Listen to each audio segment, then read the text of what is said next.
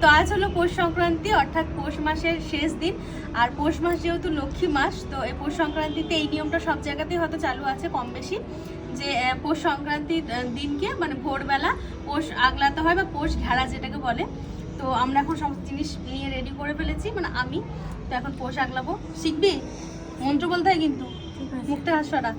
পৌষ মাসের শেষের দিন রাত্রিবেলা অথবা ভোরবেলা পৌষ আগলানো বা পৌষ ঘেরার এই যে নিয়ম, তার মূল উদ্দেশ্য কিন্তু হলো মা লক্ষ্মীকে ধরে রাখা এবং অভাবকে বিদায় জানানো। পৌষ মাস হলো লক্ষ্মী মাস, তবে লক্ষ্মী মাস চলে গেলেও মা লক্ষ্মী যেন সর্বদা আমাদের বাড়িতে বিরাজ করে, তার জন্যই এই নিয়ম আছে। এই পৌষ আগলানোর জন্য দরকার চালের গুঁড়ো, গোবর, সর্ষের ফুল, শিমের ফুল, হরি গাছের শীষ, দুর্বা ঘাস, সিঁদুর আর সঙ্গে হলো গাঁদা ফুল। অবশ্য এক এক জায়গায় এক এক রকম নিয়ম প্রচলিত, তবে এই পৌষ সংক্রান্তির দিন ভোররাত্রি বেলা এই পুজোর একমাত্র উদ্দেশ্য কিন্তু হলো মা লক্ষ্মীর জন্য। ফুলটা আমাদের দেওয়ার নিয়মে নেই, কিন্তু বাজার থেকে কিনে আনা তো সবগুলো একসঙ্গে ছিল, তাই না না, ধুতরো ফুল দেওয়া যায়। দেওয়া যায়। ভোর তো শিবের একটা অংশ না, ওই জন্য।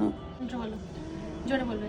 পৌষ মাস পৌষ মাস লক্ষ্মী মাস, লক্ষ্মী মাস না যেও ছাড়িয়া, না যেও ছাড়িয়া ছেলে পুলে ভাত খাবে, ছেলেপুলে ভাত খাবে উদর ভরিয়া। উদর ভরিয়া। উদর মানে কি বলতো?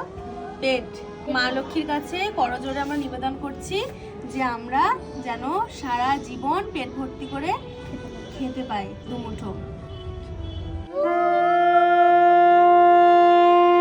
ব্রতকথা এবং নিয়ম অনুযায়ী এরকম ছড়ার আকারে মন্ত্র বলে চালের গুঁড়ি দিয়ে ফুল এঁকে তার উপরে সর্ষের ফুল, হরির শীষ, যাবতীয় যা কিছু দিয়ে ধূপ দেখিয়ে 3 জায়গায় অথবা এক জায়গায় ঠিক এইভাবে পৌষ আগলাতে হয়। তোমাদের মধ্যে এই নিয়ম প্রচলিত আছে কিনা জানিও কিন্তু।